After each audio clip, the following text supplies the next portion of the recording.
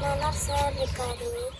அவர் நேற்று தான் இதை ஃபஸ்ட்டாக மானிட்டராக போட்டாங்க. மானிட்டராக போட்டு 7ஆம் படத்துக்கு சைன்லாம் வாங்கிட்டு பாடம் பாதியில் போய்கிட்டு இருக்கும்போது தான் நான் வந்தேன். வரும்போது சார் கதவை திறக்கும்போது இந்த அவுத்துட்ட நாய் வருதுன்னு ஏசினாரா. நான் அதை கணக்கு எடுக்கலை. அதுக்கப்புறம் கிளாஸில் உட்காந்து பாடம் என்னன்னு கேட்டதுக்கு சார் அங்கங்கே ஜோக் அடிச்சுக்கிட்டு இருந்தார். இன்னொரு கேர்ள்கிட்ட போய் அவங்க அப்பா பேர்லாம் கேட்டு பாட்டு படிச்சுக்கிட்டு இருந்தார். அப்புறம் என்கிட்ட ஜோக் அடிச்சுக்கிட்டு இருந்த வாக்கில் உங்கள் ஆயி அந்த மாதிரிலாம் பேசிக்கிட்டு இருந்தார். நான் சார்கிட்ட சொன்னேன். சார் திரும்ப அதே சொன்னார்.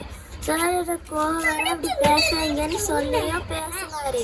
அதனால நான் சார் அப்பாவை கொண்டாந்து ஸ்கூல் நடத்துங்கன்னு நான் சொன்னேன். அதுக்கப்புறம் சார் பெஞ்சில் இப்படி வச்சு அடிக்கிறாரு. இப்படி முடிய பிடிச்சி பெஞ்சில் அடித்து திரும்பி இப்படி எடுத்து இப்படி அடித்தார். 2-3 தடவை அடிச்சுட்டு குப்பரை போட்டு இப்படி குத்துனாரு. குத்திட்டு இப்படி முதுகில் இப்படி அடிக்கும்போது கண்ணாடி கீழே விழுந்துருச்சு.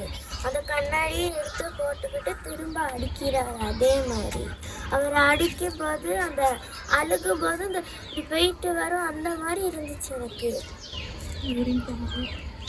அப்புறம் காலோட வாஷ்ரூம் போயிட்டேன். அப்புறம் வீட்டுக்கு ஸ்கூல் விட்டு கிளாஸ் டீச்சரை சொன்னோன்னைக்கு கிளாஸ் டீச்சர் போய் கேட்டாங்க. கேட்டதுக்கப்புறம் சார் சொல்லிட்டாரு, இது பெருசுப்படுத்த வேணாம், இதை விட்டு தள்ளுங்க சொல்லாதீங்கன்னு சொல்லிட்டாரு. அப்புறம் வீட்டுக்கு வந்தேன். வீட்டுக்கு வந்ததுக்கப்புறம் அம்மாட்ட நான் சொல்லலை.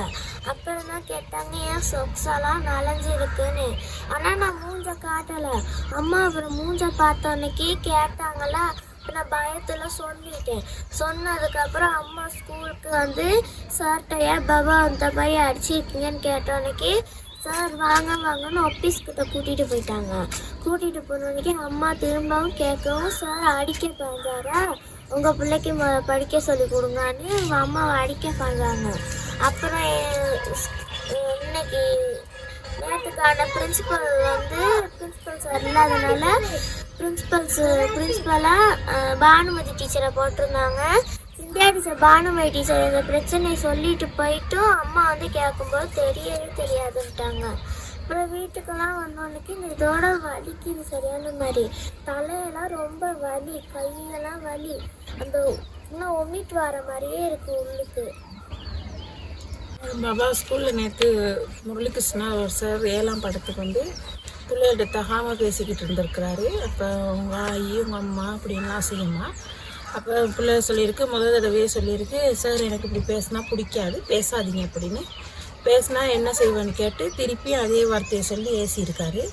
பேசினது இந்த மாதிரி நீங்கள் பேசுனீங்கன்னா எனக்கு கோவம் வரும், பேசாதீங்கன்னு சொல்லியிருக்கு. அதுக்கு பிறகு 3ஆவது தடவையும் பேசிட்டு உங்கள் ஆயை கொண்டாந்து ஸ்கூல் நடத்துன்னு சொல்லியிருக்காரு.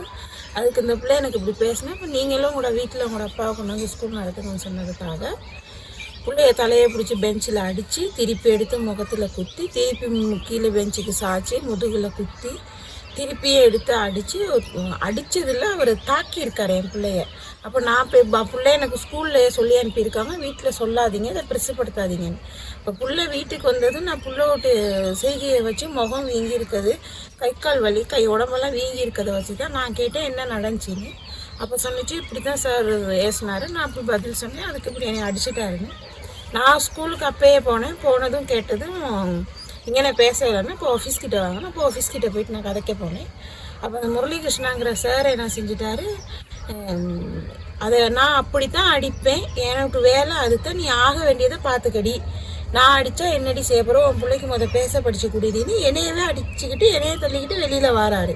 அப்போ அங்கே இருந்தால் நேற்று நாளுக்கான ஆக்டிங் பிரின்சிபலாக இருந்தாங்க மிஸ்ஸஸ் பானுமதி டீச்சர். அந்த டீச்சரை கேட்டதுக்கு அவங்க ஒன்றுமே தெரியலைன்ட்டாங்க.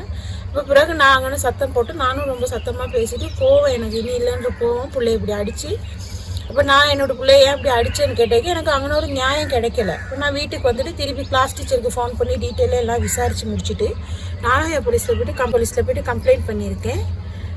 நாளைக்கு திருப்பி பிள்ளைக்கு விடிய தூக்கோல வருத்தம், ஒமிட் போயிட்டு தலைவலி, முகமெல்லாம் வீங்கி இன்னும் கையெல்லாம் வருத்தம், மூச்சு இன்னும் எடுக்க கஷ்டமாக இருக்குங்குது. இப்போ நான் நூரலி ஹாஸ்பிட்டலுக்கு ஹாஸ்பிட்டலைஸ் பண்ணுறதுக்கு தான் கொண்டு போகிறேன்.